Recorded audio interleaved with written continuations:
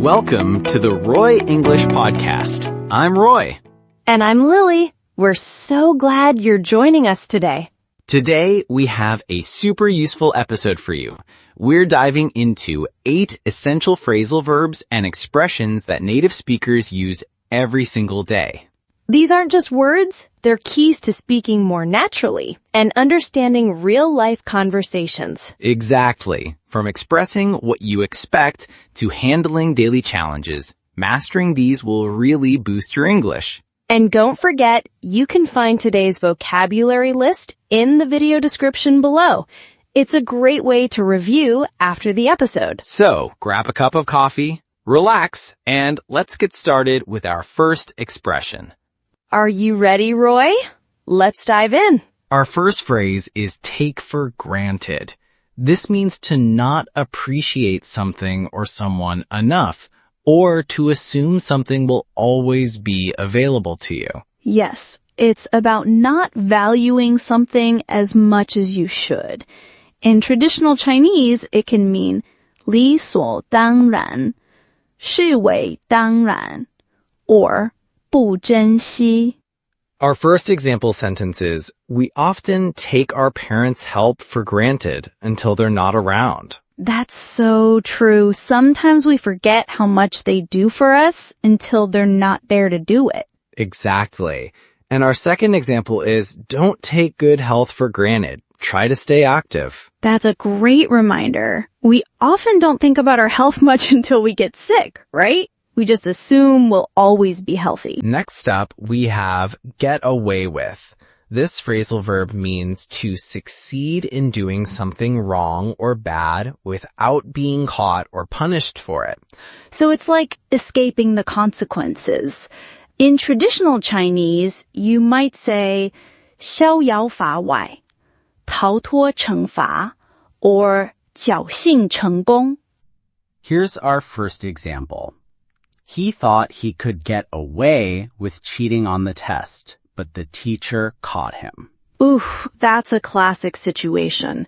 It shows that sometimes people try to do something wrong, thinking they won't be caught. Yes. And the second example is, it's not right to let someone get away with breaking the rules. Absolutely. If you let people get away with breaking rules, then the rules stop meaning anything, right? Our third expression is look forward to. This is a very common one, meaning to feel pleased and excited about something that is going to happen in the future. It's a positive feeling. In traditional Chinese, it means 期待 or 盼望. For example, I'm really looking forward to my vacation next month. Me too, Roy. I always look forward to vacations. It's great to have something exciting planned. Definitely. And another example, we look forward to seeing you at the party. That's a polite way to say you're excited for someone to come. I always say that when inviting friends over. Now we have put up with. This means to tolerate, endure, or accept an unpleasant situation or person without complaining. It's about accepting something difficult. In traditional Chinese, it translates to 忍受, 容忍, or 勉强接受. Our first sentence is, I don't know how she puts up with her noisy neighbors. Noisy neighbors can be really tough. Some people have a lot of patience to put up with constant noise. They really do. And here's another one. We had to put up with a lot of delays at the airport. Airport delays are never fun, but sometimes you just have to be patient and put up with them, even if you don't like it. Let's move on to come down with. This phrasal verb means to become sick with a particular illness, often a common or mild one. So it's about getting sick, like catching something. In traditional Chinese, you can say 生病 or 染上疾病, especially for mild illnesses. Our first example, I think I'm coming down with a cold. My throat feels scratchy. Oh no, I hope you don't actually come down with a cold, Roy. Maybe drink some warm water. Thanks, Lily.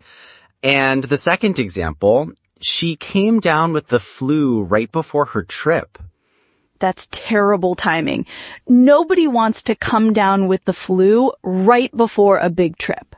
Our next phrase is run out of. This means to use up all of something so there is none left. It's when your supply of something becomes empty. In traditional Chinese, it means 用完 or 耗尽. Here's our first example. Oh no, we've run out of milk. I need to go to the store. That happens to me all the time, especially with coffee or milk. Suddenly you run out and your morning is ruined. I know that feeling. And our second sentence, they ran out of time before they could finish the project. That's a common problem with deadlines. You work hard, but sometimes you just run out of time. Now for get over. This phrasal verb has a couple of meanings: to recover from an illness or a difficult emotional experience, or to overcome a problem. It's about moving past something tough. In traditional Chinese, it can mean 恢复, 从中恢复过来, or 克服. Our first example is, it took her a long time to get over the flu. Yes, some illnesses can really knock you out, and it takes a while to truly get over them and feel normal again.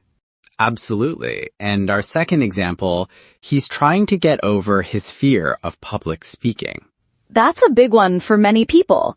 It takes courage and practice to get over a fear like that. Our final phrase for today is cut down on. This means to reduce the amount or frequency of something. It's about making something less. In traditional Chinese, it means 减少 or 缩减. For example, my doctor told me I should cut down on sugary drinks. That's good advice for many people. Cutting down on sugar is often recommended for health reasons. It is, and another example, we need to cut down on our expenses this month. Yes, especially if you're trying to save money. Cutting down on unnecessary spending can really help. Wow, we've covered a lot of ground today, Lily. We certainly have, Roy. 8 fantastic phrasal verbs and expressions that are truly useful in everyday English. We hope you found this episode helpful and that you're now feeling more confident about using these words.